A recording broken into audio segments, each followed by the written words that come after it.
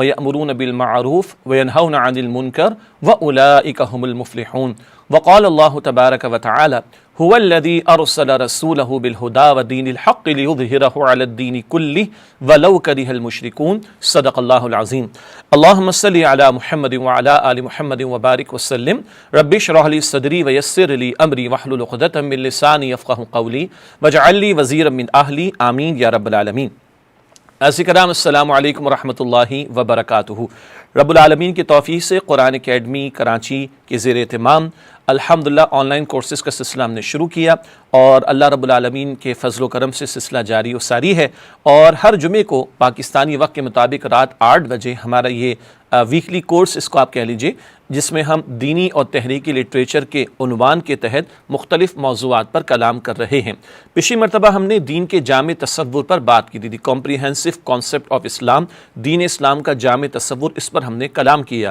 آج اسی تسلسل میں موضوع ہمارا ہے فرائض دینی کا جامع تصور۔ آج ہمارا موضوع ہے فرائض دینی کا جامع تصور۔ اس پہ انشاءاللہ تعالی ہم کلام کریں گے کہ میرے اور آپ کے دینی فرائض کیا ہیں۔ پچھلی مرتبہ یہ بات ہوئی تھی کہ دین کا بڑا ایک محدود اور لمیٹڈ تصور ہے جو لوگوں کے ذہنوں میں موجود ہے، جس کی وجہ سے انہوں نے اپنی ذمہ داریوں کو بھی بڑا ہلکا سا اور محدود سے سمجھ رکھا ہے۔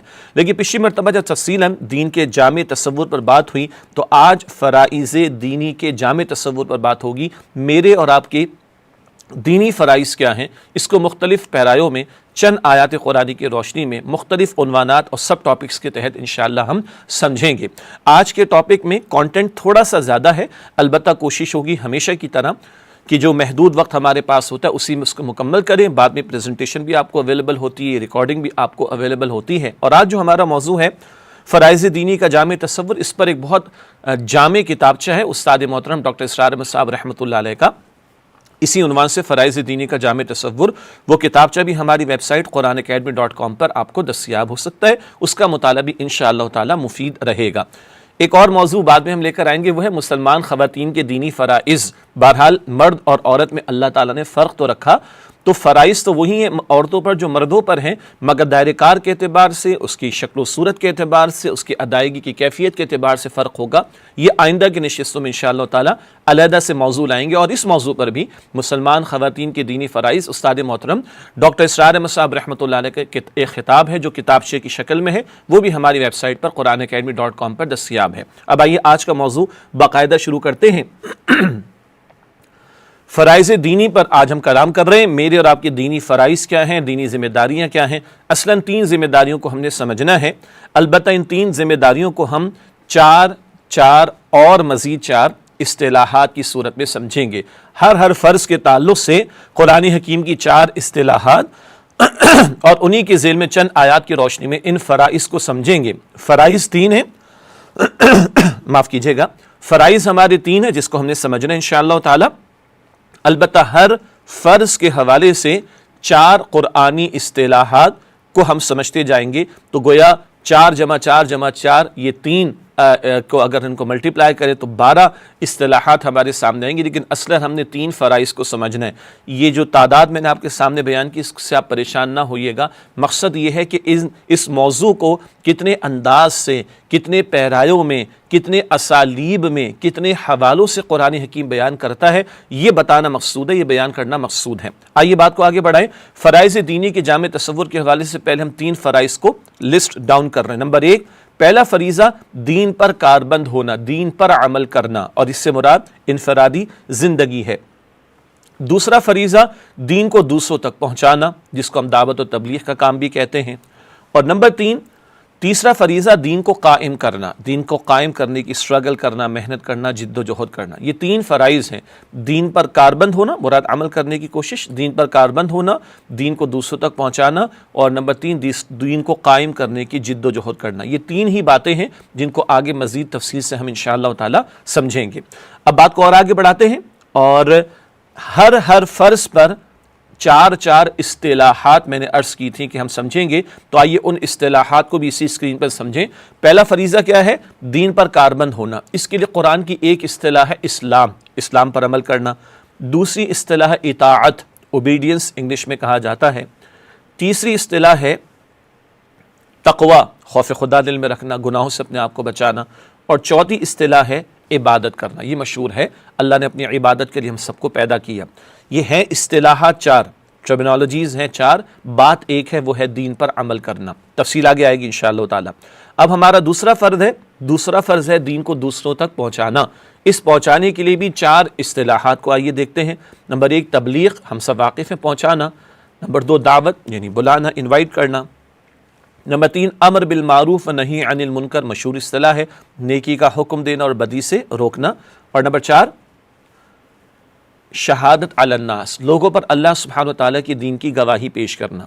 تو دوسرا فرض ہے دین کو دوسروں تک پہنچانا، اور اس میں چار اصطلاحات ہمارے سامنے ہیں: تبلیغ، دعوت، امر بالمعروف و نہی عن المنکر اور شہادت علی الناس۔ تفصیل آگے آئے گی انشاءاللہ۔ تیسرا فرض کیا ہے جی؟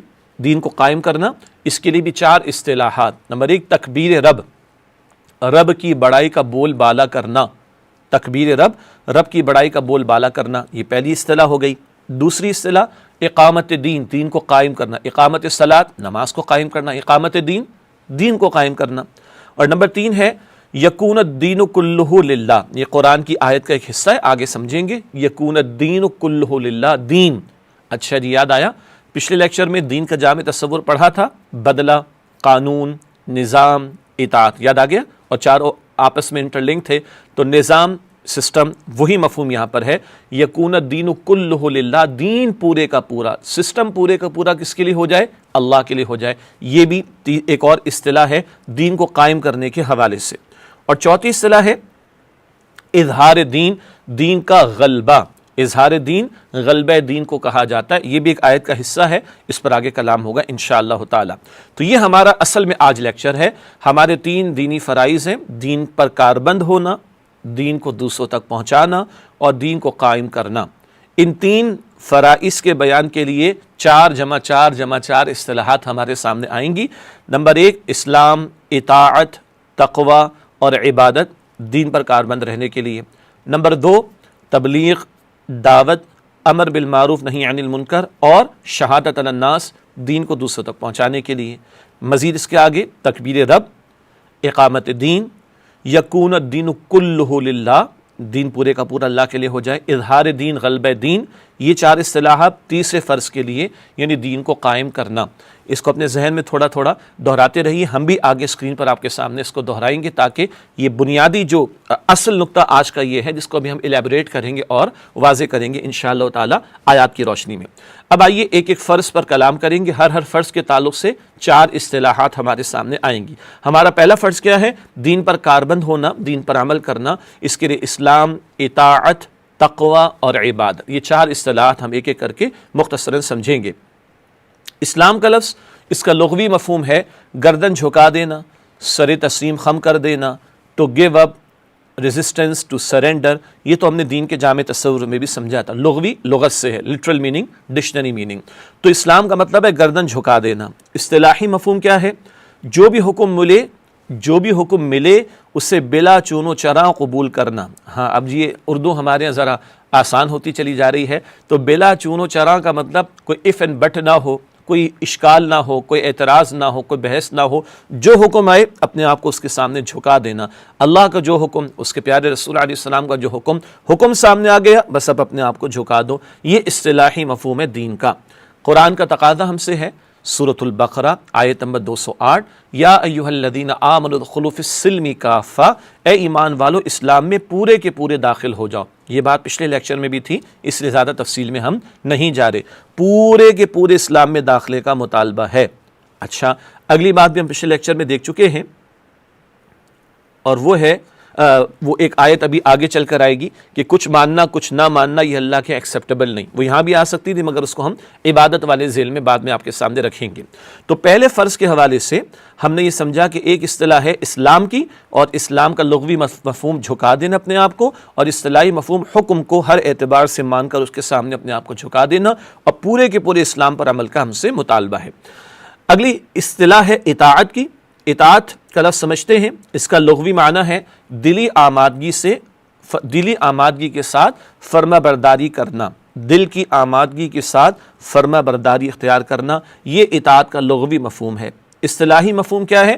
اللہ سبحانہ و تعالیٰ کی دلی آمادگی کے ساتھ فرما برداری قبول کرنا. یہ نہیں کہ یہ تو بڑا مشکل حکم ہے، یہ فلاں بات سے کیوں روک دیا گیا، سود تو یہ تو چھوڑنا بڑا مشکل ہے، یہ اس سے کیوں نہ، دلی آمادگی کے ساتھ اللہ تعالیٰ کے حکم کو قبول کرنا اور اس کی اطاعت و فرما برداری کی روش اختیار کرنا.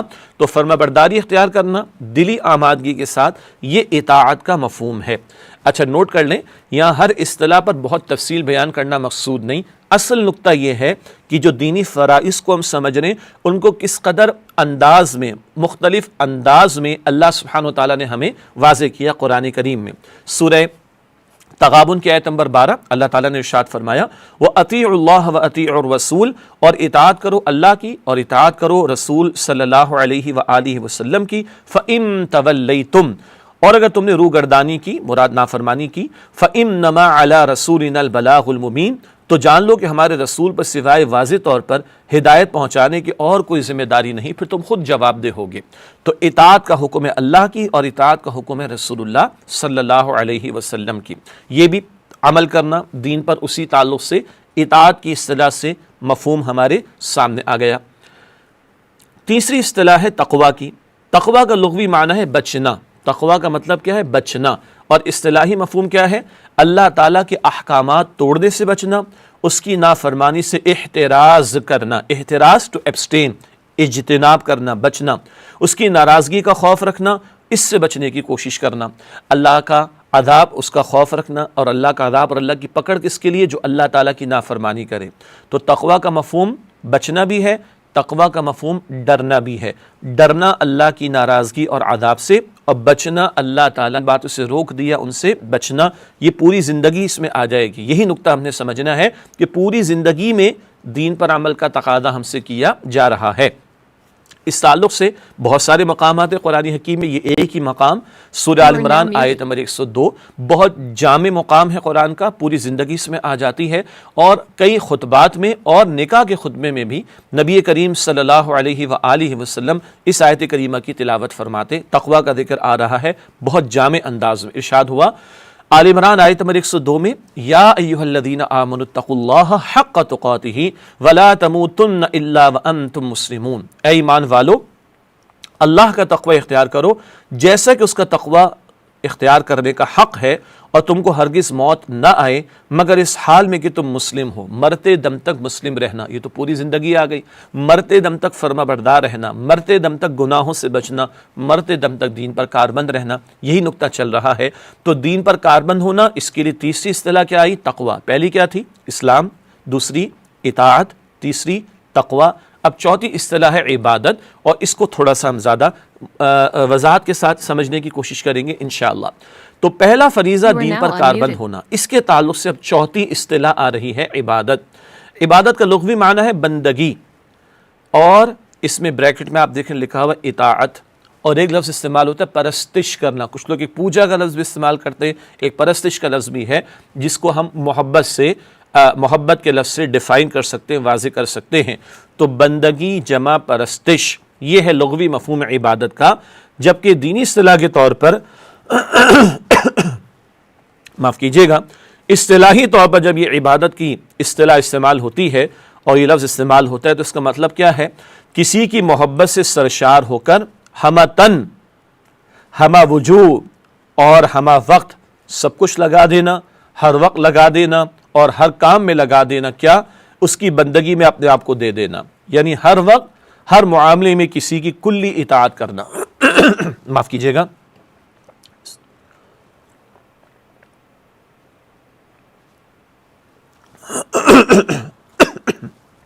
الحمدللہ.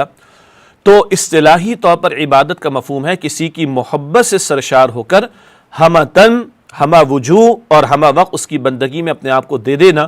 سادہ مفہوم کیا ہے؟ ہر وقت ہر معاملے میں کسی کی کلی اطاعت کرنا. اللہ تعالیٰ نے مجھے اور آپ کو کیوں پیدا کیا ہے؟ اللہ تعالیٰ نے قرآن میں فرمایا سورہ ذاریات کی آیت نمبر 56 میں وَمَا خَلَقْتُ الْجِنَّ وَالْإِنسَ إِلَّا لِيَعْبُدُونَ. اللہ فرماتا ہے کہ میں نے جنوں یعنی جنات اور انسانوں کو پیدا ہی اس لیے کیا ہے کہ وہ میری عبادت کریں. زندگی آمد برائے بندگی، زندگی بے بندگی شرمندگی۔ تو اللہ نے کیوں مجھے اور آپ کو پیدا فرمایا؟ اس لیے کہ ہم اللہ کی عبادت کریں۔ اس بات کو تھوڑا سا بھی اور سمجھنے کی کوشش کریں گے انشاءاللہ تعالی۔ البتہ دوبارہ دہرا لیجئے، پہلا فریضہ کیا ہے؟ دین پر کاربند ہونا، اور اس کے لیے اصطلاحات کتنی آئی ہیں؟ 4: اسلام، اطاعت، تقوی اور عبادت۔ عبادت کو تھوڑا سا ہم اور سمجھنے کی کوشش کر رہے ہیں۔ زندگی کے ہر شعبے کو اللہ تعالیٰ کی اطاعت کے دائرے میں لانا عبادت ہے۔ وہ گھر کا معاملہ ہو، وہ کاروبار کا معاملہ ہو، وہ نماز روزے کا معاملہ ہو، وہ معیشت کا معاملہ ہو، زندگی کے ہر گوشے کو اللہ تعالیٰ کی اطاعت کے دائرے میں لانا یہ عبادت ہے۔ اللہ تعالیٰ نے فرمایا، یہ آیت پہلے بھی آ چکی ہے، یا ایھا الذین آمنوا ادخلوا فی السلم کافہ، سورۃ البقرہ آیت نمبر 208، اے ایمان والو اسلام میں پورے کے پورے داخل ہو جاؤ۔ یہ بات تو پہلے بھی ہم پڑھ چکے ہیں۔ جزوی اطاعت قابل قبول نہیں، یہ نقطہ پچھلے لیکچر میں بھی تھا، آج بھی آ رہا ہے۔ اللہ کی عبادت کتنے گھنٹے؟ 24 گھنٹے۔ اللہ ہمارا معبود ہے کتنے گھنٹے؟ 24 گھنٹے نا۔ کبھی کو مسلمان کہہ سکتا ہے ہوش و حواس میں کہ بس جمعے کے 2 گھنٹے ہمارا معبود ہے اللہ، یہ روزانہ 5 وقت کی نماز کے اندر 5 وقت کی نماز میں چلو 2 گھنٹہ لگتا ہے تو 2 گھنٹہ اللہ ہمارا معبود، باقی ہم فارغ نہیں۔ اللہ معبود 24 گھنٹے، تو اللہ کی عبادت بھی 24 گھنٹے۔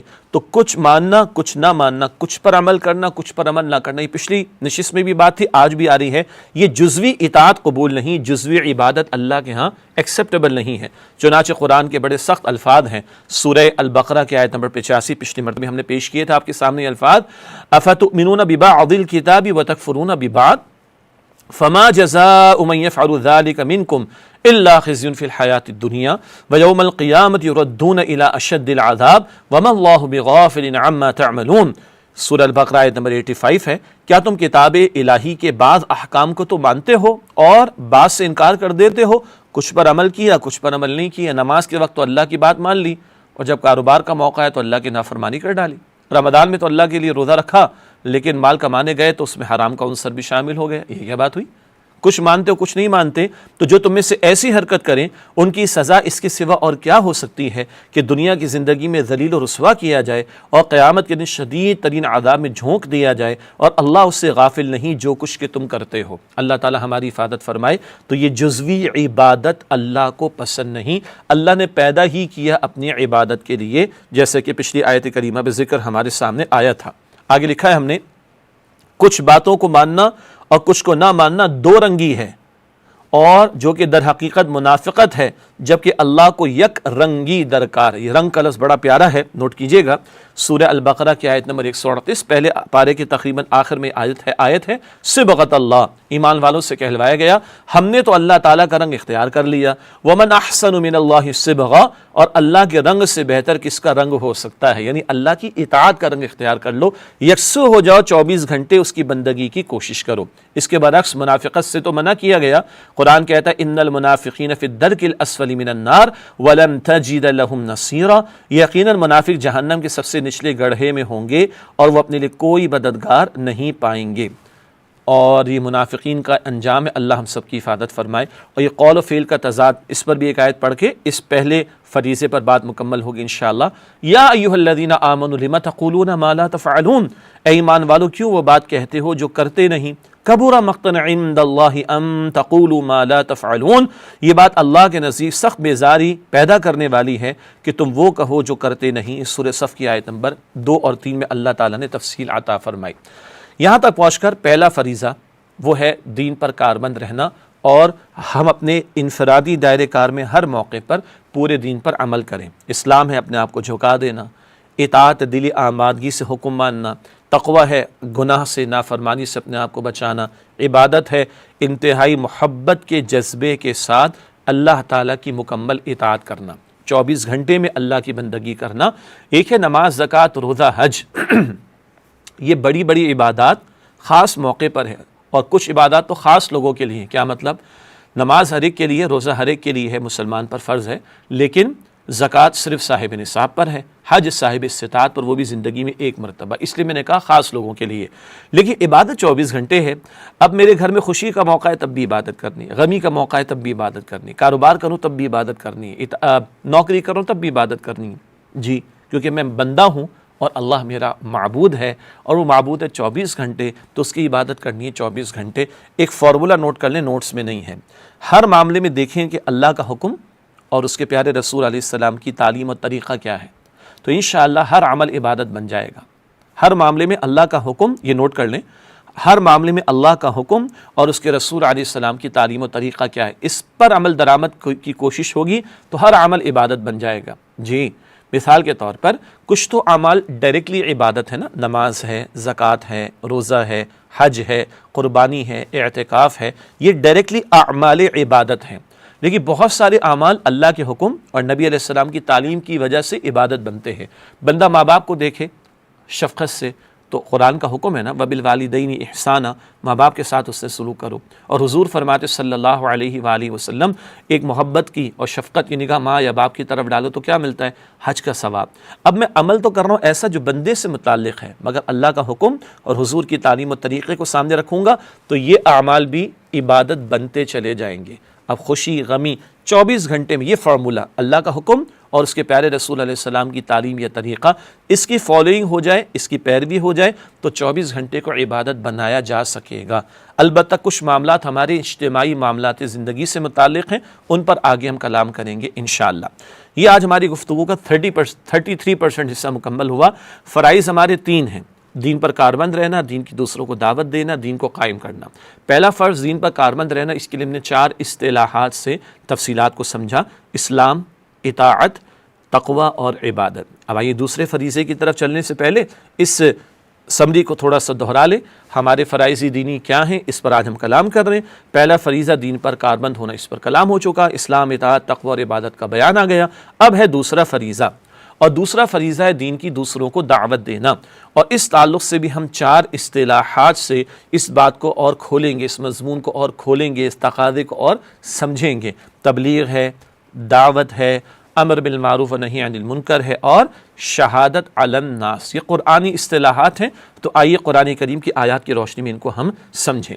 تو اب ہمارا دوسرا فریضہ ہے دین کی دعوت دوسروں تک پہنچانا۔ 4 اصطلاحات پر کلام ہوگا۔ البتہ ایک سوال ہے کہ دعوت کیوں، یعنی دین کی دعوت کیوں پیش کرنی ہے، اس کو بھی تھوڑا ایک ذرا لاجیکل انداز میں، خالص منطقی انداز میں سمجھ لیں، پھر دینی تناظر میں بھی آیات قرآنی کی روشنی میں بھی سمجھیں گے۔ فطری بات یہ ہے کہ جو شخص خود اللہ کی مکمل بندگی کر رہا ہو وہ ماحول پر بھی اثر انداز ہوگا۔ بندہ اگر واقعتاً نیک ہے، نیکی اگر واقعتاً نیکی ہے تو وہ بندے کی ذات تک محدود نہیں رہے گی، اس کا نور معاشرے کو بھی متاثر کرے گا، اس نیکی کا نور معاشرے پر بھی اثر ڈالے گا۔ ہمارے معاشرے میں بہت بگاڑ ہے، کوئی شک نہیں، مگر اب بھی کچھ ہمارے ہاں اقدار باقی ہیں۔ آپ دیکھیں بہت سارے گھرانوں میں بچیاں ہوتی ہیں، خواتین ہوتی ہیں، لڑکیاں ہوتی ہیں، زیادہ پردے کا اہتمام نہیں ہوتا، لیکن ایک اللہ والے کو آتے ہوئے دیکھ لیا، وہ خاندان کا بزرگ بھی ہو سکتا ہے، اور کوئی نیک نوجوان بھی ہو سکتا ہے جو بہرحال اپنی نگاہوں کی بھی حفاظت کرتا ہے۔ اگر اس پر نگاہ پڑ جاتی ہے تو فوراً سر پہ کوئی دوپٹہ لے لیتی ہیں، کوئی ذرا چہرہ دوسری طرف۔ یہ تو ہم برسوں سے دیکھ رہے ہیں نا، اب بھی اقدار باقی ہیں۔ اسی طرح 4 دوست ہوتے ہیں اور کوئی بد کلامی بھی ہو جایا کرتی، مگر ایک دوست ایسا ہے کہ جو بہرحال نمازی ہے، دین پر عمل پیرا ہے اور دین کے لیے محنت بھی کر رہا ہوتا ہے۔ اگر اس کے سامنے کسی کی زبان پر بد کلامی یا گالی، یار معاف کر دے، یار آئی ایم سوری، ہوتا ہے نا، یہ کیا ہے؟ اگر نیکی واقعتاً نیکی ہے تو اس کا اثر ہوگا۔ جیسے برف اور آگ کی مثال یہاں پر لکھی گئی ہے۔ برف والے کی دکان پر بیٹھ جائیں، کچھ نہ بھی کریں، ٹھنڈک فری میں مل جاتی ہے، اور بھٹی والے کی دکان پر بیٹھ جائیں، کچھ نہ بھی کریں تو چنگاری، معاف کیجیے گا، فری میں مل جاتی ہے۔ کہنے کا مطلب ہے کہ جیسے برف کا اثر ماحول پر آتا ہے، چنگاری کا اثر، آگ کا اثر ماحول پر آتا ہے، اگر نیکی واقعتاً نیکی ہے تو ذات تک محدود نہیں رہے گی، دوسروں پر اس کے اثرات آئیں گے۔ تو یہ تو ایک فطری سی بات ہے۔ پھر انسانی ہمدردی اور مروت کا بھی کچھ تقاضا ہے۔ وہ کیا ہے؟ زندگی کی جو روش اپنے لیے پسند کی ہے اسی کی دعوت دوسروں کو بھی دی جائے۔ یقیناً آپ کے ذہن میں حدیث شریف بھی آ رہی ہوگی، مگر یہ تو فطرت انسانی میں بھی ہے۔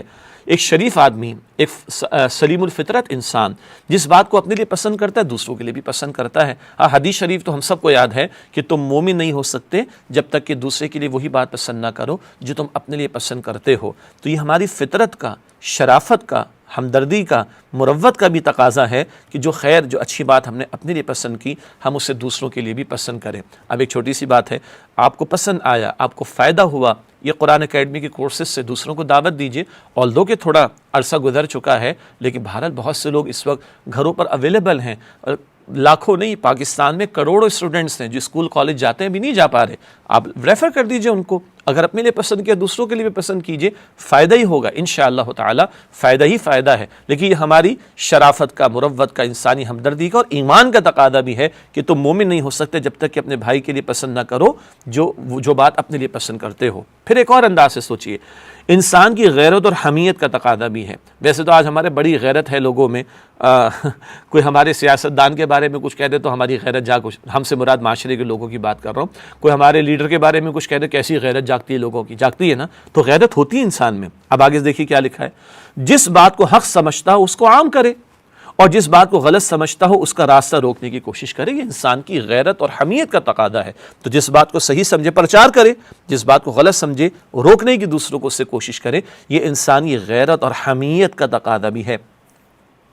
اور اب یہ ہمارا فرض ہے، اہم ترین بات، یہ آج ہم دوسرے فرض کو سمجھ رہے ہیں اور آج امت بھلا چکی ہے اس کام کو۔ یہ دعوت دین کا کام کرنا، دین کی دعوت دوسروں تک پہنچانا ہمارا فرض ہے۔ یہ فرض نمبر 2 آج ہم سمجھ رہے ہیں۔ لکھا ہے کہ ختم نبوت کی وجہ سے امت محمدیہ صلی اللہ علیہ وآلہ وسلم کے ہر فرد پر دین کی دعوت دینا فرض ہے۔ ہاں، ہر ایک کا اپنا دائرہ کار ہوگا، جیسے کہ خواتین کا اپنا دائرہ کار، حضرات کا اپنا، ہر ایک کی اپنی استطاعت ہوگی، کسی کا علم زیادہ کسی کا کم، ہر ایک کے اپنے خاص حالات ہوں گے، کسی کے لیے حالات فیوریبل ہوں گے، کسی کے لیے کم فیوریبل، مگر کرنا ہر ایک نے کام ہے۔ چنانچہ ختم نبوت ہو گئی، کار رسالت باقی ہے۔ نبوت کیا ہے؟ خبر آنا، وہ خبریں جو آتی تھی وحی کے ذریعے وہ دروازہ ہو گیا بند، ختم نبوت ہو گئی۔ رسالت کیا ہے؟ پہنچانا، کار رسالت، رسالت والا کام، پہنچانے والا کام باقی ہے اور ذمہ داری ہماری ہے۔ ایک ہے ختم نبوت کا عقیدے کا پہلو کہ ہم نبی مکرم صلی اللہ علیہ وآلہ وسلم کو خاتم النبیین مانتے، عقیدے کا معاملہ، اور یہ ختم نبوت کا عملی پہلو ہے۔ وہ کیا؟ پہلے انبیاء اور رسول لوگوں تک اللہ کے دین کی دعوت پہنچاتے تھے، اب یہ سلسلہ ختم، کوئی رسول اور نبی نہیں آئیں گے، تو اب یہ امت محمدیہ صلی اللہ علیہ وسلم کے افراد پر فرض ہے کہ وہ دوسروں تک دین کی دعوت پہنچائیں۔ کیا نقطہ ہم نے سمجھا ہے؟ دعوت کیوں ضروری ہے، دین کی دعوت ہم نے کیوں دوسروں کو پیش کرنی ہے؟ یہ فطری بات بھی ہے، یہ انسانی ہمدردی، شرافت اور مروت کا تقاضا بھی ہے، یہ انسان کی غیرت اور حمیت کا تقاضا بھی ہے، یہ ہم پر ختم نبوت کے بعد فرض بھی ہے۔ اب آئیے ان باتوں کو تھوڑا اور کھولیں اور 4 اصطلاحات سے ہم سمجھیں۔ قرآن حکیم میں 4 اصطلاحات کے ذریعے اس فرض کی ادائیگی کا حکم دیا گیا۔ دوسرا فرض کیا ہے؟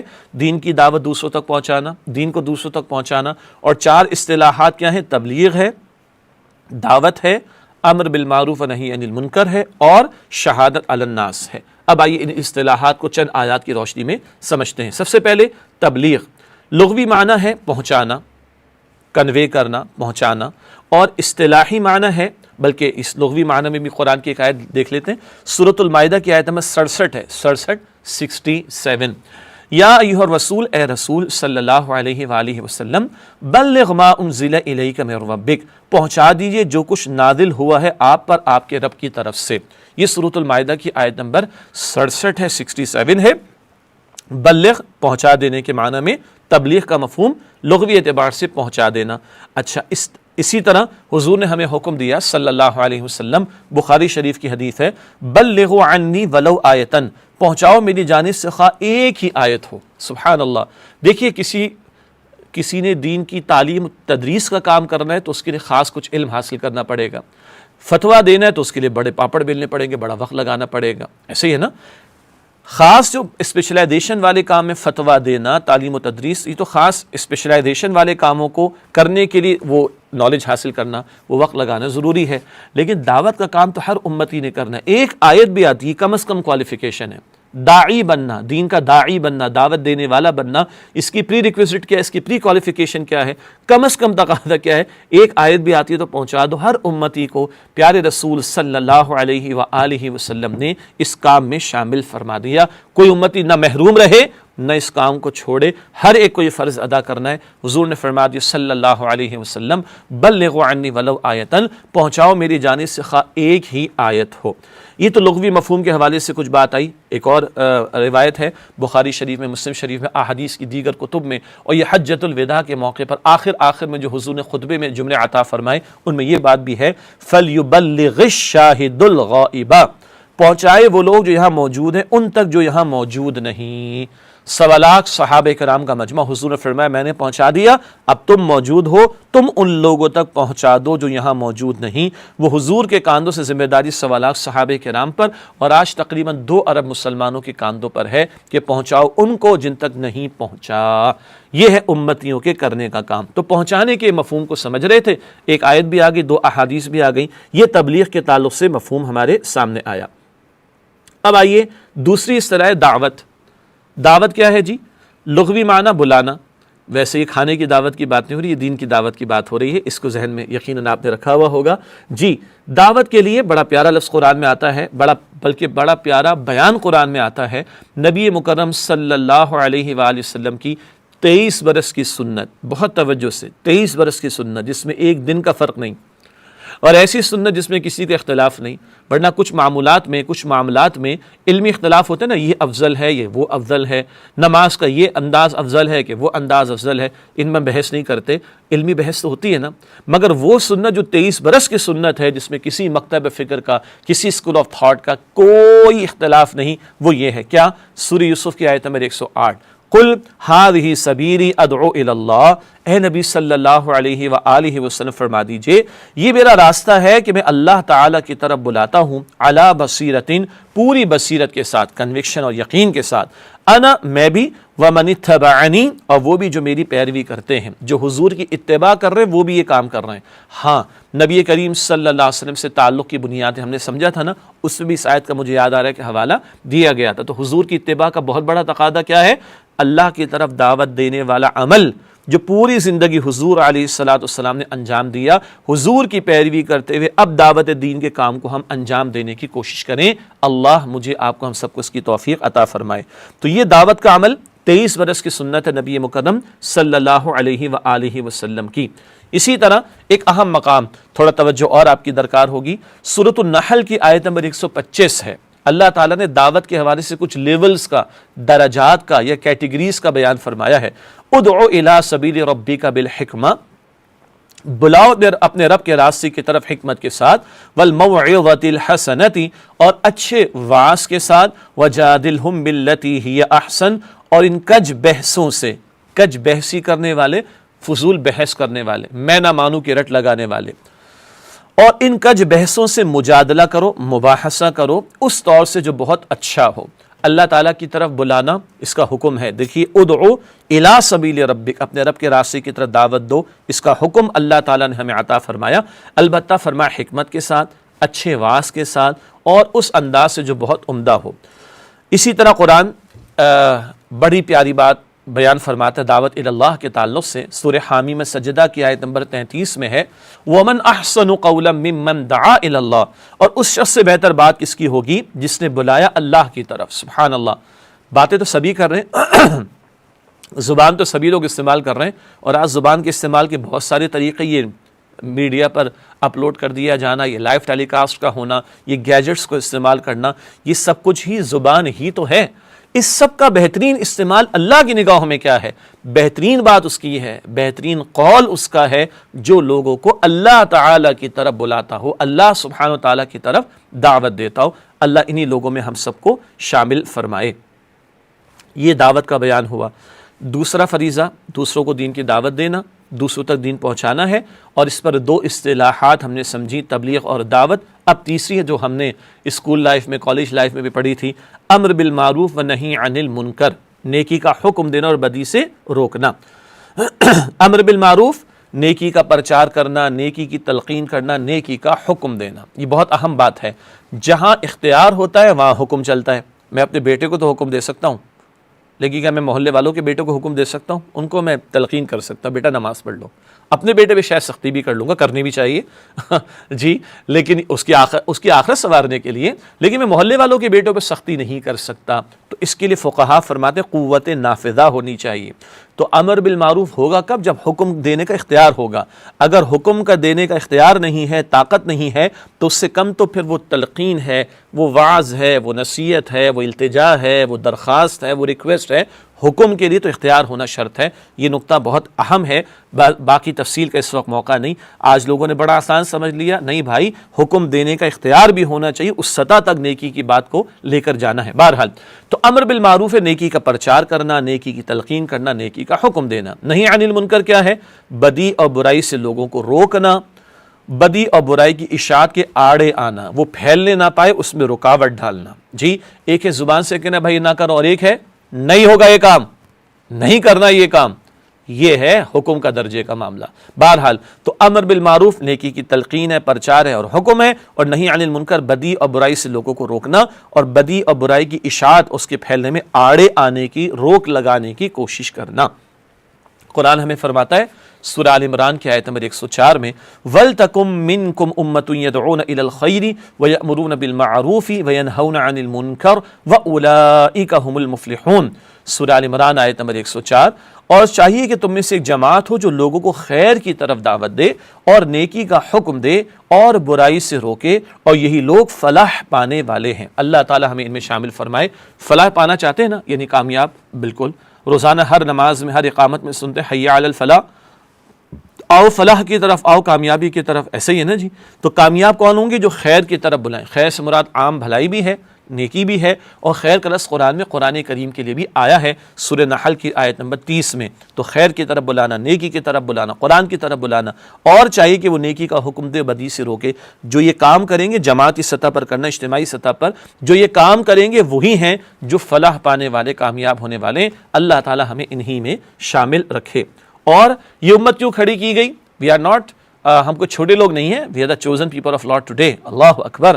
پیغمبروں کو اللہ نے پہلے چنا، اب ختم نبوت کے بعد اس امت کو اللہ نے کھڑا کیا. کس کام کے لیے؟ جو پہلے پیغمبر کرتے تو وہ اس کام کو اب امت نے انجام دینا ہے. قرآن فرماتا ہے سورہ آل عمران آیت نمبر 110 میں کنتم خیر امت اخرجت للناس تأمرون بالمعروف وتنہون عن المنکر. تم بہترین امت ہو جنہیں لوگوں کے لیے برپا کیا گیا، تمہیں دوسروں کے لیے برپا کیا گیا. تم خالی اپنے پیٹ کی فکر نہ کرنا، اپنے تن کی فکر نہ کرنا، اپنے من کی فکر نہ کرنا، اپنی چھت کی اور کاروبار ہی کی فکر نہ کرنا. ارے تمہیں ساری دنیا کا درد اپنے دل میں رکھنا ہے. خنجر کسی پر چلے تڑپتے ہیں ہم امیر، سارے جہاں کا درد ہمارے جگر میں. اس درد کے لیے، انسانیت کے درد کے لیے اس امت کو کھڑا کیا گیا. قرآن کہہ رہا ہے سورہ آل عمران آیت نمبر 110 کنتم خیر امت اخرجت للناس تأمرون بالمعروف وتنہون عن المنکر. تم بہترین امت ہو جو لوگوں کے لیے نکالی گئی، یعنی پیدا کی گئی. تم نیکی کا حکم دیتے ہو اور برائی سے روکتے ہو. یہ کام کرنے کے لیے امت کو کھڑا کیا گیا. یہ ہے امت کے اصل کام کرنے کے، جو آج معاف کیجئے گا امت بھلا چکی ہے. اسی طرح اللہ کے پیارے نبی علیہ السلام نے بدی سے روکنے پر کس قدر زور دیا. اللہ اکبر. یہ روایت ہے مسلم شریف میں، حضور فرماتے صلی اللہ علیہ وآلہ وسلم من رأى منکم منکرا فلیغیرہ بیدہ فإن لم یستطع فبلسانہ فإن لم یستطع فبقلبہ وذلک ضعف الایمان. صحیح مسلم شریف کی روایت. تم میں سے جو کوئی بھی کسی برائی کو دیکھے تو اس کا فرض ہے کہ اسے اپنے ہاتھ سے، یعنی طاقت سے بدل دے. یہ پہلا درجہ ہے. اگر اس کی استطاعت نہ رکھتا ہو تو اپنی زبان سے، تلقین اور نصیحت سے اس برائی کو روک کے بدلنے کی کوشش کرے. اور اگر اس کی بھی طاقت نہ رکھتا ہو تو اپنے دل سے اس کے خلاف نفرت کا اظہار کرے. اور یہ ایمان کا کمزور ترین درجہ ہے. اگر برائی کو برائی بھی محسوس نہ کرے تو پھر ایمان ہی نہیں. دوسری روایت میں وَلَيْسَ وَرَاءَ ذَلِكَ مِنَ الْإِيمَانِ خَبَّةُ خَرْدَلٍ. پھر اس کے بعد تو ایمان رائی کے دانے کے برابر بھی نہیں. اللہ اکبر. تو بدی سے روکنا یہ بھی ہماری ذمہ داری ہے. آج بعض لوگوں کا تصور ہے نیکی پھیلاؤ، نیکی پھیلاؤ، بدی خود ہی ختم ہو جائے گی. ارے قرآن تو نیکی کو پھیلانا، نیکی کا حکم دینا اور بدی سے روکنا، بار بار اس بات کو ایک ساتھ بیان فرماتا ہے. اور آپ کے علم میں ہونا چاہیے 10 مرتبہ یہ انداز قرآن نے اختیار کیا، نیکی کا حکم دو اور بدی سے روکو. اور حضور فرما رہے بدی سے روکنے کا تصور تمہارے دلوں میں بھی نہیں. یعنی برائی کو برائی بھی نہ سمجھو تو پھر تو ایمان ایک رائی کے دانے کے برابر بھی نہیں. یہ ہے اتنا بڑا فریضہ جو ہمارے کاندھوں پر ہے. دوسرے فرض کے تعلق سے اب چوتھی اصطلاح ہے شہادت علی الناس. شہادت گواہی کو کہتے ہیں، علی الناس لوگوں پر گواہی پیش کرنا. لغوی مفہوم اس کا ہے لوگوں پر گواہی دینا، اور اصطلاحی مفہوم ہے لوگوں پر قول اور عمل سے حجت قائم کرنا تاکہ قیامت کے دن گواہی دی جا سکے۔ اللہ اکبر۔ شہادت علی الناس کا صحیح ترجمہ ہوگا لوگوں کے خلاف گواہی دینا۔ کیا مطلب خلاف گواہی دینا؟ کل کوئی ہماری گردن نہ پکڑے کہ اللہ ان لوگوں نے تو پیغام ہی نہیں پہنچایا۔ ہاں کچھ لوگ اللہ تعالیٰ کے سامنے اگر شکایت رکھتے ہیں، اللہ تیرا تو پیغام ہی نہ پہنچا، اللہ کس سے پوچھے گا؟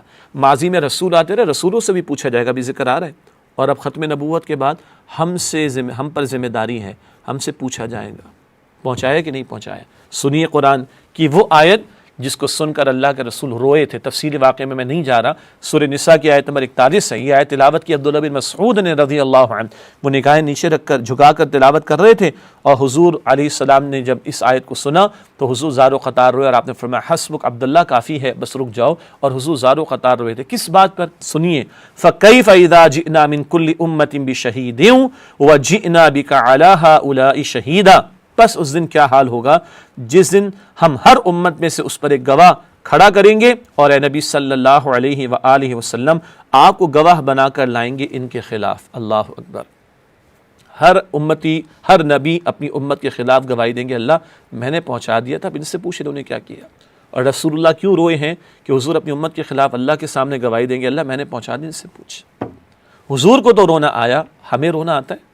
پہلے تو اپنے بارے میں ہم تک پہنچے، ہم عمل کر رہے ہیں کہ نہیں، اور آگے پہنچانے پر آگے قائم بھی کرنے کی جد و جہد کرنی ہے، ہم وہ کام کر رہے ہیں کہ نہیں کر رہے۔ اور دوسرا، حضور علیہ السلام کی امت کو اس بات کی فکر ہے کہ کل ہم سے سوال ہوگا۔ ہم بڑے آرام سے کہتے یہودی فلاں فلاں فلاں سب جہنم میں جائیں گے، انہوں نے جاتے جاتے اللہ کے سامنے رکھا، اللہ تیرا پیغام تو ہمیں نہیں پہنچا، اللہ کس سے پوچھے گا؟ ہم سے اللہ پوچھے گا۔ ڈرتے ہیں کہ نہیں ڈرتے؟ ہمیں اس پہ رونا آتا ہے کہ نہیں آتا؟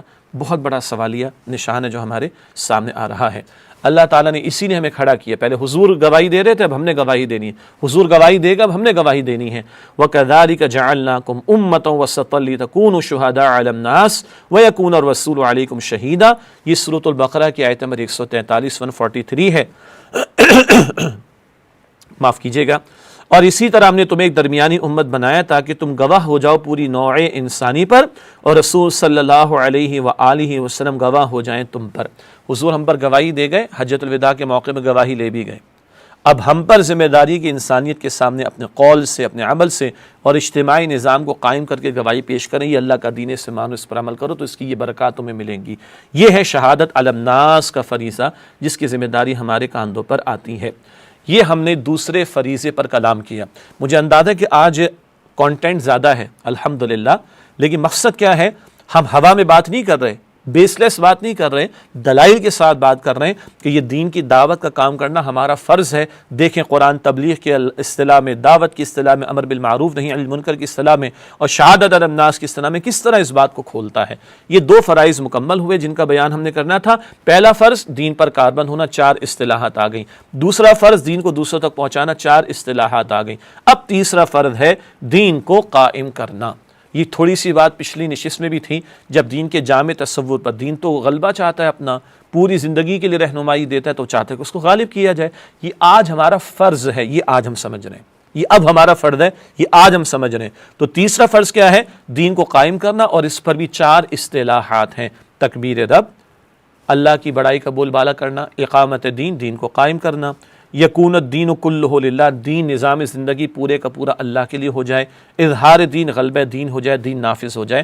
اب یہ 4 اصطلاحات کو سمجھیں گے اس تیسرے فرض کی وضاحت کے لیے کہ دین کو قائم کرنے کی جد و جہد کرنا یہ ہمارا فرض اور ہماری ذمہ داری ہے۔ آئیے اس پر اب کلام کریں۔ یہ تیسرا فریضہ ہمارے سامنے آ رہا ہے، اور امر بالمعروف و نہی عن المنکر، تھوڑی دیر پہلے جو بات ہم نے سمجھی اس کا تقاضا بھی ہے کہ دین کو قائم کرنے کی جد و جہد کی جائے۔ کیوں؟ میں نے عرض کیا تھا کہ میں دوسرے کو التجا کر سکتا ہوں، جی حکم نہیں دے سکتا، حکم تب دوں گا جب قوت ہوگی۔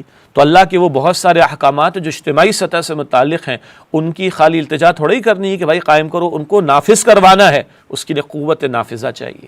امر بالمعروف و نہی عن المنکر کے فریضے کو ادا کرنے کا تقاضا بھی ہے کہ دین کو قائم کیا جائے، تبھی شریعت کے احکام نافذ ہوں گے، تبھی بدی اور منکر روکا جا سکے گا اور اس سے لوگوں کو بچایا جا سکے گا۔ اسی طرح اتمام حجت کے لیے ضروری ہے. کیا مطلب اتمام حجت؟ ہم دنیا سے کہیں اسلام بڑا پیارا دین ہے، دنیا کہتی ہے کدھر ہے، ہماری نگاہیں نیچے جھک جائیں گی.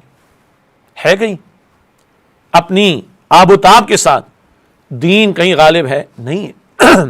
انفرادی سطح پر لوگ بہت نیک ہیں، کچھ لوگ بہت نیک ہیں، لیکن as a system of life اللہ کا دین اس وقت کہیں نافذ نہیں. تو ہم کیسے دنیا کے سامنے دعوت پیش کر سکیں گے؟ تو اتمام حجت کے اب لوگوں کے لیے بہانہ نہ بچے. بھائی یہ قابل عمل دین ہے، اس کے لیے بھی دین کو قائم کرنے کی جد و جہد کرنا یہ ہم پر فرض ہے. اگلا نقطہ، ثابت کیا جائے کہ اسلام قابل عمل ہے. یہ صرف لکھی ہوئی بات نہیں، یہ قابل عمل تھا، یہ قابل عمل ہے، یہ قابل عمل رہے گا انشاءاللہ، مگر بتانا ہے لوگوں کو. اللہ کے پیارے رسول علیہ السلام نے قائم کر کے دکھایا، صحابہ کرام نے خلافت راشدہ میں نظام کو آگے بڑھا کر دکھایا، اور دنیا کے سامنے اس کے عملی برکات آئیں. حضرت عمر بن عبدالعزیز رحمۃ اللہ علیہ کا دور ہے، زکوٰۃ دینے والے موجود ہیں، لینے والا کوئی موجود نہیں، برکات سامنے آئی ہیں. یہ قابل عمل دین ہے، اور اس کی پھر یہ برکات بھی لوگوں نے اپنی نگاہوں سے دیکھی. تو دین کو قائم کرنے کی جد و جہد کرنا اس لیے بھی ضروری ہے کہ ثابت کیا جائے کہ اسلام قابل عمل دین ہے. اب آئیے 4 اصطلاحات کو ہم سمجھیں. پچھلی سلائیڈ کیا تھی؟ کیوں دین کو قائم کرنے کی جد و جہد کرنی ہے؟ تاکہ امر بالمعروف نہی عن المنکر کا فریضہ صحیح طور پر ادا ہو، تاکہ اتمام حجت ہو لوگوں پر، تاکہ قابل عمل ثابت کیا جائے دین کو. اب اس فرض کی وضاحت کے لیے 4 اصطلاحات میں سے ایک کی تھوڑی تھوڑی وضاحت. تکبیر رب کا لغوی مفہوم ہے رب کو بڑا کرنا. یہ ترجمہ آپ کو بڑا عجیب لگ رہا ہوگا. جی بالکل لگنا بھی چاہیے. اچھا جی، اگر میں کہوں تشہیر کا مطلب پھیلانا. اگر میں کہوں تسہیل، تا سین ہا یا لام، تسہیل سہل سے آسان کرنا. اب میں کہوں تکبیر تو ترجمہ کیا ہوگا؟ بڑا کرنا. تو ترجمانی تو یہ ہوگی، لغوی مفہوم تو یہ ہوگا رب کو بڑا کرنا. اصطلاحی مفہوم کیا ہے؟ رب کی بڑائی کو منوانا، اس کی بڑائی کو تسلیم کرانا. اور تشریعی معاملات زندگی میں جو شریعت کے احکام ہیں، تشریعی معاملات میں اس کے حکم کی تنفیذ کرنا. ایک ہم نے قرآن پڑھ کے سنا دیا، ٹھیک ہے، بہت اچھی بات ہے، ثواب ہو گیا. ایک ہے قرآن کے حکم کو نافذ کرنا. یہ ہے تکبیر رب کا تقاضا. بڑا کون؟ اللہ. حکم کس کا چلے گا؟ اللہ کا، کسی پارلیمنٹ کا نہیں، کسی فرد کا نہیں، کسی کنگ یا بادشاہ کا نہیں. دین الملک بھی نہیں چلے گا، یاد آیا؟ دین الجمہور بھی نہیں چلے گا، دین اللہ چلے گا. تو تکبیر رب ہے اللہ کی بڑائی کا نفاذ، اس کی بڑائی کو تسلیم کروانا، اور معاملات زندگی میں اس کے احکام کا نفاذ ہو. اس کے لیے حکم دیا گیا نبی اکرم صلی اللہ علیہ وسلم کو سورہ مدثر کی ابتدائی 3 آیات، یا ایھا المدثر قم فانذر وربک فکبر. اے لحاف میں لپٹ کر لیٹنے والے صلی اللہ علیہ وآلہ وسلم، کھڑے ہو جائیے اور اپنے رب کی کبریائی کا اعلان کر دیجئے. یہ حضور کا انقلابی شان والا مشن کہ رب کی بڑائی کا بول بالا ہو. ایک ہے اللہ اکبر کہا، اللہ سب سے بڑا ہے ترجمہ. ایک ہے اللہ کی بڑائی کا نفاذ کر کے دکھانا، حکم اس کا نافذ ہو. یہ ہے تکبیر رب. اس کا حکم حضور کو بھی دیا گیا صلی اللہ علیہ وآلہ وسلم. پھر اقامت دین کی اصطلاح بہت آسان ہے تو سمجھنا. اقیم الصلاۃ کا ترجمہ کیا ہے؟ نماز قائم کرو. اقیم الدین کا ترجمہ کیا ہوگا؟ دین کو قائم کرو. اقامت الصلاۃ، قد قامت الصلاۃ، نماز کھڑی ہو گئی. اقامت الصلاۃ نماز کا قائم ہونا، اقامت دین دین کا قائم ہونا. سمپل سی بات. یہ دوسری اصطلاح ہے اقامت دین کی. مفہوم کیا ہے؟ دین کو قائم کرنا یا دین کو قائم رکھنا. بات ایک ہی ہے. اگر دین قائم ہو چکا تو قائم رکھو، اور دین قائم نہیں ہے تو قائم کرو. مثال، بارشوں کا سیزن چل رہا ہے، اللہ عافیت کا معاملہ فرمائے، کہ اگر کہیں ٹینٹ لگا ہوا ہے، خیمہ لگا ہوا ہے، اور آندھی زور کی چلے، ارے بھائی مضبوط کر دو، اچھی طرح مضبوطی سے باندھ دو بانس کو تاکہ خیمہ قائم رہے. تو کیا کہا جا رہا ہے؟ خیمہ قائم رکھو. قائم تو ہے تو قائم رکھو. اگر گر گیا تو کیا کہا جائے گا؟ قائم رکھو نہیں، اب کہا جائے گا قائم کرو. تو اگر خیمہ قائم ہے تو قائم رکھو، قائم نہیں ہے گر گیا تو قائم کرو. اگر دین غالب ہے اور قائم ہے تو قائم رکھو، اور اگر غالب نہیں ہے، قائم نہیں تو قائم کرو. آج کیا ہے؟ اے خاص آئے خاصان رسول، وقت دعا ہے. امت پہ تیری آ کے عجب وقت پڑا ہے. وہ دین جو بڑی شان سے نکلا تو وطن سے، پردیس میں آج غریب الغربا ہے. آج تو مغلوبیت کے دور سے ہم گزر رہے ہیں، تو اب دین کو قائم کرنے کی جد و جہد ہمیں کرنا ہوگی. قرآن فرماتا ہے سورہ شورى کی آیت نمبر 13 میں، اقیموا الدین ولا تتفرقوا فیہ، دین کو قائم کرو اور اس بارے میں تفرقے میں نہ پڑو. اس میں تو کوئی اختلاف نہیں، دین کو غالب اور قائم ہونا چاہیے، یہی حضور علیہ السلام کا مشن تھا، ابھی ذکر آگے چل کر آئے گا انشاءاللہ تعالی۔ تو یہ ہے اقامت دین، دین کو قائم کرنے کا حکم ہمیں عطا ہوا۔ سورہ شورى کی آیت نمبر 13 میں تفصیلی آیت ہے، 5 جلیل القدر رسولوں کا یہاں پہ ذکر ہے، حضرت نوح علیہ السلام، حضرت ابراہیم علیہ السلام، حضرت موسیٰ علیہ السلام، حضرت عیسیٰ علیہ السلام اور خاتم النبیین محمد مصطفیٰ صلی اللہ علیہ وسلم۔ ان 5 رسولوں کو حکم جو دیا گیا وہی ہمیں حکم ہے، اقیم الدین، دین کو قائم کرو، یعنی اس کی جد و جہد کرو۔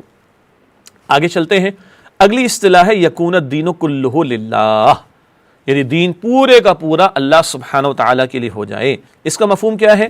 اس کا مفہوم ہے دین کل کا کل اللہ تعالیٰ کے لیے ہو جائے۔ دین سسٹم کو بھی کہا تھا ہم نے پچھلے لیکچر میں، نظام، سسٹم، تو نظام زندگی، سسٹم آف لائف پورے کا پورا اللہ کے لیے ہو جائے۔ کیا مطلب؟ اس کے احکام کل اجتماعی معاملات میں بھی قائم اور نافذ ہو جائیں، دین پورے کا پورا اللہ کے لیے ہو جائے۔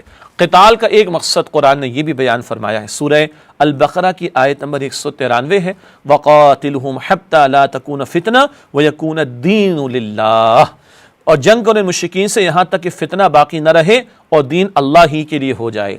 ایسی آیت ایک اور مقام پر بھی ہے، اور وہ کھل کر بات آئی، کلہ کا لفظ اس آیت میں آیا، یہ سورہ انفال کی آیت نمبر 39، سورہ انفال آیت نمبر 39، وَقَاتِلُوهُمْ حَتَّى لَا تَكُونَ فِتْنَةٌ وَيَكُونَ الدِّينُ كُلُّهُ لِلَّهِ، اور مسلمانوں تم ان سے جنگ جاری رکھو یہاں تک کہ فتنہ ختم ہو جائے، یعنی فتنہ ختم ہو جائے تو پھر جنگ روکی جائے گی اور دین کل کا کل اللہ تعالیٰ ہی کے لیے ہو جائے۔ تو قتال کی اجازت، یہ قتال کا حکم شریعت میں عطا ہوا، اللہ نے عطا فرمایا تو مقاصد کے ساتھ، وہ محض خونریزی معاذ اللہ کی مال غنیمت اور کشور کشائی کے لیے نہیں، زمین پر عدل قائم ہو، اللہ کا دین قائم ہو جائے، اس کے لیے قتال تک کا حکم دیا۔ یعنی ہم کیا سمجھ رہے ہیں؟ ہمارے دینی فرائض، اور یہ دینی فرائض مختلف اصطلاحات سے سمجھ رہے ہیں، اور اللہ تعالیٰ نے کتنے پیرایوں میں اور انداز میں سمجھایا، اس کو سمجھ رہے ہیں تاکہ بات واضح ہو جائے۔ آپ سے یہ تقاضا نہیں کہ ساری آیتیں آپ کو یاد ہو جائیں، سارے حوالے آپ کو یاد، اللہ کرے کہ ہو، اس وقت تقاضا یہ ہے کہ بات ذہن میں بیٹھ جائے کہ ہمارے فرائض ہیں کیا۔ اگلا نقطہ، اگلی اصطلاح ہے اظہار دین، یعنی غلبہ دین۔ اس کا مفہوم ہے دین کو غالب کرنا، دین کو قائم اور غالب کرنا، اور یہی مشن تھا نبی مکرم صلی اللہ علیہ وسلم کا۔ 3 مرتبہ یہ بات قرآن میں آتی ہے، سورہ توبہ کی آیت نمبر 33 بھی ہے، سورہ فتح کی آیت نمبر 28 بھی ہے، معاف کیجئے گا، اور سورہ صف کی آیت نمبر 9 میں یہی الفاظ آئے ہیں۔ البتہ سورہ صف اور سورہ توبہ کی آیت بالکل ایک جیسی ہے، اور سورہ فتح کی آیت نمبر 28 کے اختتام پر الفاظ اس سے مختلف ہیں۔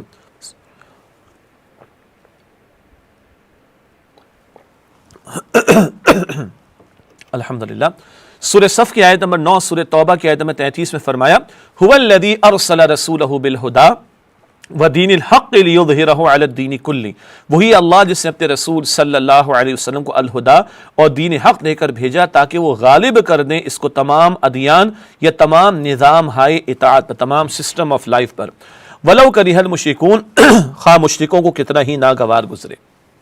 یہ 23 برس کا مشن تھا نبی مکرم علیہ الصلوۃ والسلام کا۔ یہی بات سورہ صف کی آیت نمبر 28 میں بھی انہی الفاظ میں آئی۔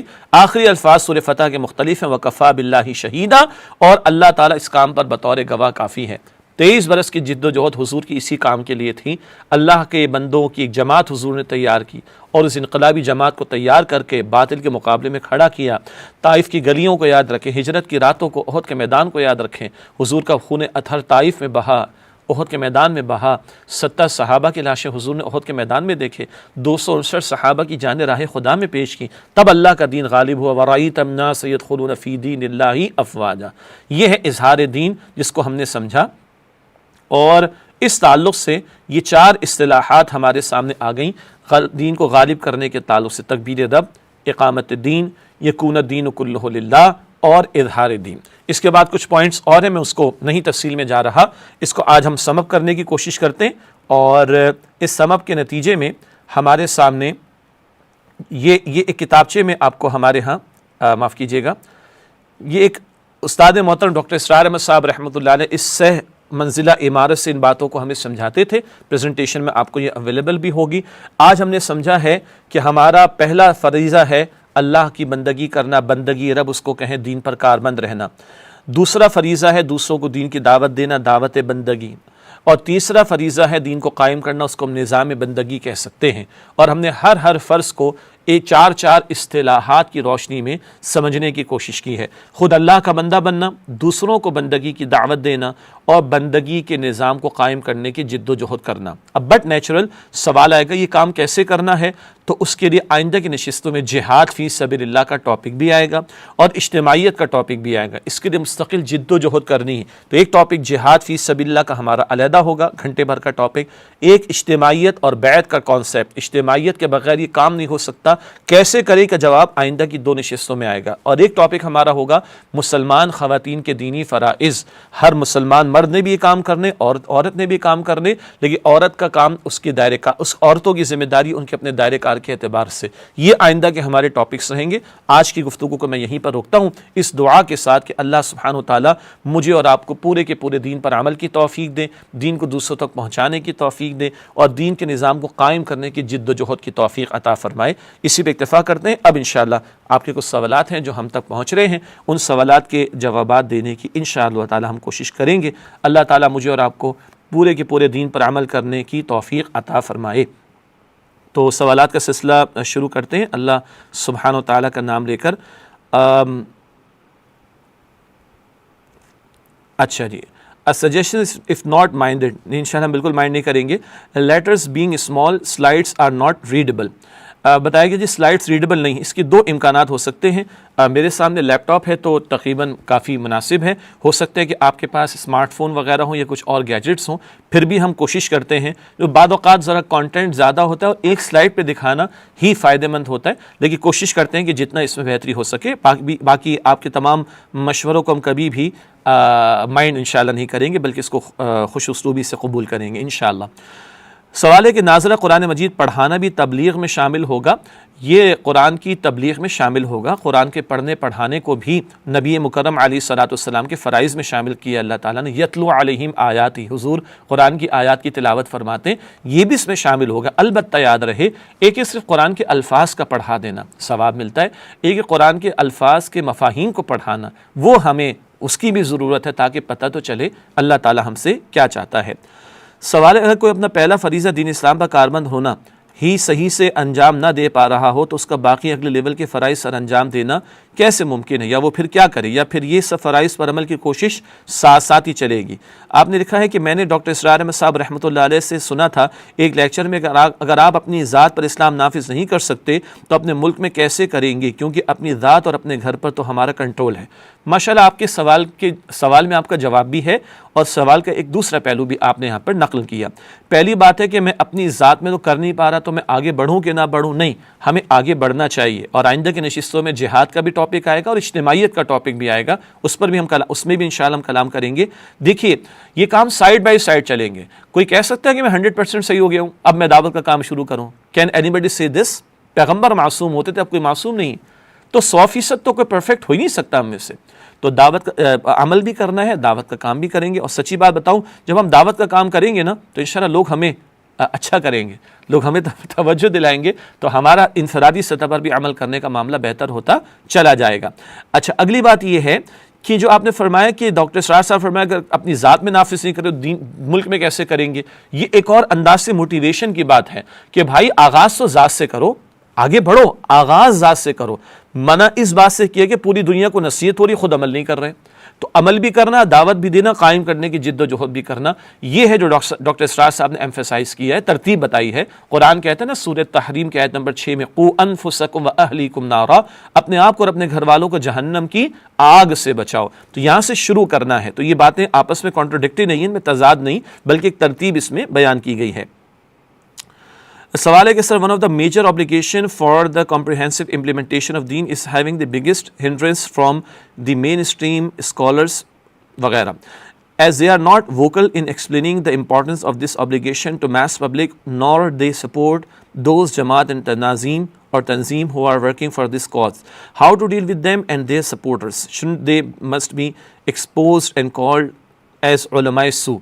نہیں جی یہ کام کرنے کی ضرورت نہیں ہے. علماء دو قسم کے ہوتے ہیں, علماء حق بھی ہوتے ہیں اور علماء سو بھی ہوتے ہیں. اللہ تعالیٰ علماء حق کا سایہ ہم پر قائم رکھے اور ہمیں ان سے جڑے رہنے کی توفیق عطا فرمائے. سارے لوگ برابر نہیں ہوتے, اچھے لوگ بھی ہیں اور برعکس بھی معاملہ ہے.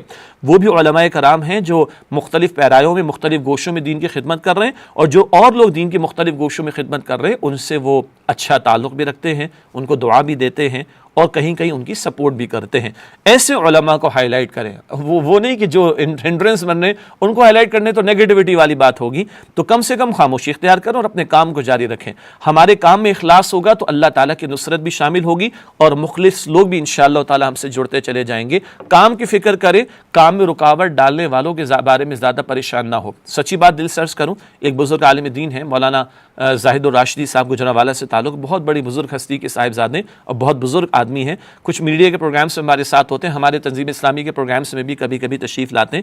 ان کا بڑا پیارا جملہ مجھے یاد آیا, کہتے ہیں بھائی جنگ تو اللہ کی ہے نا, جو لوگ دین کی مخالفت کر رہے ہیں وہ اللہ کے خلاف کھڑے ہوئے ہیں, تم پریشان کیوں ہوتے ہو؟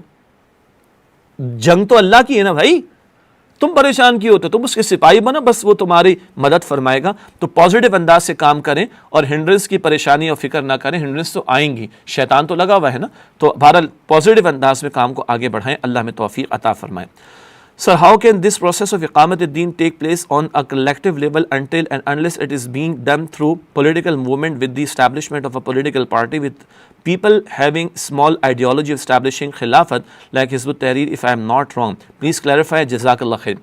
اگر پولیٹیکل پارٹی سے آپ کی مراد یہ ہے کہ جو ہماری انتخابی سیاست کا راستہ اس میں شامل ہو کر ہم دین کو قائم کرنے کی جد و جہد کریں, تو انتہائی ادب سے عرض کروں کہ 70 برس کی تاریخ ہمارے سامنے, اور ابھی یقین ہمارا اور پختہ ہو گیا کہ پاکستان کے حالات کے تناظر میں سیاسی انتخابی سیاست کے راستے سے یہ کام ہونے والا نہیں ہے. اس موضوع کو استاد محترم ڈاکٹر اسرار احمد صاحب رحمۃ اللہ علیہ نے بیان فرمایا ہے. رسول انقلاب کا طریقہ انقلاب صلی اللہ علیہ وسلم, یہ کتابچہ بھی موجود ہے, ویڈیو اور آڈیو بھی موجود ہے. اور ہمارا ایک ٹاپک آئندہ آئے گا انشاءاللہ, اس میں اس کو ہم تھوڑا سا ٹچ کریں گے انشاءاللہ تعالی. ہمارے پیش نظر ایک اجتماعیت ہے, اجتماعیت کے ذریعے سے غلبہ دین کی جد و جہد کو لے کر کھڑا ہونا اور شریعت کے نفاذ کا مطالبہ لے کر کھڑا ہونا. یہ ڈاکٹر اسرار احمد صاحب رحمۃ اللہ علیہ تو 1982-83 سے فرما رہے تھے, ان کا انتقال 2010 میں ہوا. 30 برس سے جو بات وہ بیان فرما رہے تھے, آج پاکستان کے کئی علماء بھی اسی نتیجے پر پہنچے. کسی اور لیکچر میں انشاءاللہ اس پر آپ سے تفصیلی کلام ہوگا. تو حاصل کلام ایک انقلابی جماعت جو اپنی ذات پر تو شریعت کو حتی الامکان نافذ کرے اور میدان عمل میں آئے, شریعت کا نفاذ کا مطالبہ لے کر ہمارے ملک میں انتخابی سیاست کے راستے سے تبدیلی آنا, معاف کیجیے گا, کوئی ممکنات میں سے نہیں ہے. اور انقلابی اسلامی آنا یہ تقریباً نہ ہونے کے مترادف ہے. انقلابی راستہ, شریعت کے نفاذ کا مطالبہ لے کر کھڑا ہونا, یہی فیزیبل راستہ نظر آتا ہے. میں آپ کو مشورہ دوں گا کہ استاد محترم ڈاکٹر اسرار صاحب کا جو خطاب ہے رسول انقلاب کا طریق انقلاب صلی اللہ علیہ وسلم, ہمارے ویب سائٹ پر QuranAcademy.com پر آڈیو ویژول دونوں اویلیبل ہیں اور کتابچہ بھی دستیاب, اس سے استفادہ کیجیے گا. What we can do for our parents who are no more in this world, who have missed this fard of tabligh, however they were individually acting upon Islam. دیکھیے ہمارے ماں باپ اللہ تعالیٰ ان پر اپنی رحمت نازل فرمائے. جانے والوں کے بارے میں ہم اچھا گمان رکھیں, جانے والوں کے بارے میں جو اسلام کی حالت پر گئے, نو ڈاؤٹ یقیناً جو حالت اسلام میں ہے کہ ان کے لیے دعا ہے, استغفار ہے, ان کے لیے صدقہ جاریہ بننا ہے, یہ سارے امور اوپن ہیں. ہم یہی کر سکتے ہیں اور کیا کر سکتے ہیں, ٹھیک ہے. تو اب ہم یہ کام کریں اور ان کے لیے اللہ کے حضور دعا کریں, اللہ تعالیٰ ان پر انشاءاللہ اپنی رحمت نازل فرمائے گا. Sir, if parliament-based democracy system where sovereignty belongs to people is haram, then why Tanzim Islami doesn't call voting in this system as absolute haram? Why they allow their people to vote and don't give a verdict for not participating in it? جی, تنظیم اسلامی یہ رائے رکھتی ہے کہ پاکستان میں اول تو اس کا نام اسلامی جمہوریہ پاکستان تو ہے, نمبر 1. نمبر 2, آئین کے اندر یہ بھی لکھا ہوا ہے, ہم نے آئین کو کلمہ پڑھایا ضرور ہے کہ یہاں حاکمیت اللہ کی ہے اور قانون سازی کتاب و سنت کے خلاف کوئی بھی نہیں ہوگی. اس لیے ہم اس میں احتیاط کرتے ہیں کہ اس کے بارے میں اول تو ہم کون ہیں حرام کے فتوے دینے والے, اول تو ہماری ایکسپرٹیز نہیں, مگر رائے رکھنے کی بات کر رہا ہوں, کیونکہ یہاں پر قانونی سطح پر آئین کے اندر یہ لکھا ہوا موجود ہے کہ حاکمیت اللہ کی قانون سازی کتاب و سنت کے خلاف نہیں ہوگی. اس لیے ہم یہ رائے رکھتے ہیں کہ اس کو حرام کہنا ذرا مشکل بات ہے. البتہ ہم کبھی الیکشنز میں کھڑے نہیں ہوتے, نہ ہم کسی کے لیے کنونسنگ وغیرہ کرتے. ہاں, اگر تنظیم اسلامی کو کوئی رفیق ووٹ دینا چاہے تو 2 شرائط ہیں اس کی. نمبر 1, جس کو دے رہا ہے کم سے کم اس کا کردار اس کو تو دیکھ لے, اس کے ذاتی کردار کو، ذاتی کردار سے مراد گھر میں داخل ہو کر نہیں، پبلکلی، کہ کم سے کم کبیرہ گناہ کا مرتکب تو نہ ہو، جو صادق اور امین نبی مکرم علیہ السلام کی تو صفات تھیں، اور ہمارے صداقت اور دیانت اور امانت کے تعلق سے جو دین کی تعلیمات ہیں اس کے حوالے سے تو وہ عمل پیرا ہو دین پر، نمبر 1۔ نمبر 2، وہ بندہ جس کو ہم ووٹ دے رہے ہیں ایسی جماعت کا رکن یا کارکن نہ ہو جس جماعت کے منشور میں خلاف اسلام کوئی بات شامل ہو۔ اب کون سی جماعت بچے گی، کتنے افراد بچیں گے، آپ خود ہی اندازہ کر لیں، یہ روک ہم نے اس پر لگا رکھی ہے۔ باقی حرام کہنا کسی شے کے بارے میں آسان بات نہیں ہوا کرتی، اس لیے ہم اس میں احتیاط کرتے ہیں۔ باقی ہماری دیانتداری کے ساتھ رائے کہ اس سسٹم سے ہونے والا کام نہیں ہے۔ Please correct me in case I am wrong. As an individual, we are good Muslims. In fact, we need to do a lot of work as far as collective deen is concerned. I believe a strong effort and legislation required by the government right from the childhood of a young Muslim in order to build an ideal Muslim nation. یہ بہت اچھی بات ہے، بہت اچھی بات ہے کہ چائلڈہڈ سے یہ ساری محنت ہونی چاہیے، لیجسلیشن وغیرہ بھی ہونی چاہیے، مگر یاد رکھیے کہ ایسا نہیں ہو سکتا کہ 22 کروڑ میں سے 5 کروڑ 30 لاکھ بچے اسکول جاتے ہیں تو ہم پہلے 5 کروڑ 30 لاکھ کو جو ہے وہ گروم کرنا شروع کر دیں، اور اس کے بعد جو ان کے 20-25 سال گزر جائیں اس کے بعد جو جنریشن آئے گی۔ ایسا نہیں ہے۔ انقلاب کی ہم نے بات کی، انقلاب کبھی بھی میجورٹی سے نہیں آتا، وہ مائنورٹی سے آتا ہے، تو وہ ایک انقلابی جد و جہد سے ایک دفعہ سسٹم بدلے گا۔ جو سسٹم آج 100 چینل سے بے حیائی دکھا رہا ہے، جو سسٹم فحاشی اور یانی دکھا رہا ہے، یہ سسٹم کل اللہ کی کتاب اور اس کے رسول کی تعلیم کو نشر کرے گا تو کتنے کروڑوں لوگوں کا فائدہ ہوگا۔ اس تک پہنچنے کے لیے ہمیں انقلابی جد و جہد سے ہی گزرنا ہوگا۔ میں پھر آپ کو دعوت دوں گا کہ رسول انقلاب کا طریق انقلاب صلی اللہ علیہ وآلہ وسلم، اس ٹاپک کا حوالہ دیا گیا، اس سے استفادہ ضرور کیجیے گا۔ Sir, you said Dawat Deen is fard upon every ummati. A colleague was teaching us translation after listening to some scholar. آپ نے ایک نام لکھا، میں نام بیان نہیں کر رہا، but a particular Alam then stopped us saying we cannot preach Quran like this, we have to listen to them first. It made me think as they Alam then what spread of their name not Islam, guide me if I am wrong. بھائی جی ان چکروں میں ہم زیادہ نہیں پڑھتے، معاف کیجیے گا۔ وہ فلاں سے منع کر رہا ہے، فلاں سے منع کر رہا ہے، آپ ایک اسکول آف تھاٹ کو کہیں گے وہ دوسرے سے منع کرے گا، دوسرے کہیں گے وہ پہلے سے منع کرے گا، یہی چل رہا ہے نا۔ بھائی معاف کر دیجئے، ہم کم سے کم دین کی اگریڈ اپون باتوں پر تو آ جائیں۔ قرآن ہمیں ایک اصول دیتا ہے، سورہ آل عمران آیت نمبر 64 میں، جب کفار سے، اہل کتاب سے، نصارہ سے کلام ہو رہا ہے تو قرآن کہتا ہے تعالوا الی کلمۃ سواء بیننا وبینکم الا نعبد الا اللہ، آؤ ایک ایسی بات کی طرف جو ہماری تمہارے درمیان مشترک ہے کہ ہم اللہ کے سوا کسی کی عبادت نہ کریں۔ تو بھائی جب نصارہ سے کلام ہو رہا ہے تو ہم میں اور ان میں تو مشترک باتیں کم اور اختلافی باتیں زیادہ ہیں۔ مسلمانوں کے درمیان بات کریں، اختلافات کا مشترکہ امور زیادہ ہیں، تو کیا مشترکہ امور کی بات نہیں کر سکتے؟ نماز میں کس کو اختلاف ہے مجھے بتائیے؟ ہے کسی کو؟ ماں باپ کے ساتھ اچھا سلوک کرو، گھر کو سنوار کر رکھو، توڑنے کی کوشش نہ کرو، جھوٹ سے بچو، غیبت سے بچو، اسی طریقے پر جو ہے وہ نافرمانی کے کاموں سے بچو، حرام سے بچو، سود سے بچو، پردے کا اہتمام کرو، نگاہوں کی حفاظت کرو، زبان کی حفاظت کرو، ملاوٹ نہ کرو۔ کتنی باتیں مشترک ہیں، ان کی ترویج کی بات کیجئے اور لوگوں کو جوڑنے کی بات کریں۔ ہم نے کتنا لوگوں کو توڑ دیا اور ہم امت کو کتنا توڑیں گے؟ اللہ ہمیں جڑنے اور جوڑے رہنے کی توفیق عطا فرمائے۔ ہم اپنے پلیٹ فارم سے کبھی بھی کوشش نہیں کرتے کہ کسی کا انفرادی علماء کا یا اہل علم کا یا داعیان دین کا نام اور ان کی اجتماعیت اور مسالک کا نام دے کر ان کے بارے میں کوئی تنقید کریں۔ ہم احتیاط کرتے ہیں، ہم جوڑنے کی بات کرتے ہیں۔ اللہ تعالیٰ اسی پر ہم سب کو کاربند رہنے کی توفیق عطا فرمائے۔ What will be the form of jihad in India? Jihad I think G What will be the form of jihad in India? دیکھیے مسلمان اگر کشمیر میں ہوں، فلسطین میں ہوں، کسی اور علاقے میں ہوں اور کافر ان پر غاصبانہ قبضہ کر رکھا ہو تو ان کو آزادی کے لیے لڑنے کی اجازت ہے۔ اصل ایک نقطہ ہے جہاد فی سبیل اللہ کا معاملہ، وہ اسٹرگل جو اللہ کے کلمے کی سربلندی کے لیے ہو۔ تو اگر آج کشمیر میں کچھ مسلمان اس لیے فائٹنگ کر رہے ہیں، لڑ رہے ہیں کہ ان کے اندر ان کی نیت یہ ہے کہ اللہ کا کلمہ سربلند ہو، وہ جہاد فی سبیل اللہ ہوگا، انشاءاللہ اس کو ان کو اجر عطا ہوگا، چاہے دین غالب بھی نہ ہو اور وہ انتقال شہید ہو جائیں۔ اور کوئی اگر آزادی کے لیے بھی لڑ رہا ہے تو اس کی گنجائش موجود ہے۔ تو غاصبانہ قبضے سے نکلنے کے لیے اگر کوئی لڑتا ہے تو اس میں کوئی حرج کی بات نہیں ہے۔ البتہ جو ایک مقصود ہونا چاہیے وہ کیا کہ اللہ کا دین غالب ہو جائے، یہ نیت ہونی چاہیے، اور اس کے لیے مختلف علاقوں کے تناظر میں مختلف پہلو ہو سکتے ہیں جد و جہد کے اعتبار سے، کہ اصول کیا ہے ہماری جو بھی جد و جہد ہو اس کا مقصد ہو اللہ سبحانہ و تعالیٰ کے کلمے کی سربلندی اور اللہ سبحانہ و تعالیٰ کے دین کا غلبہ۔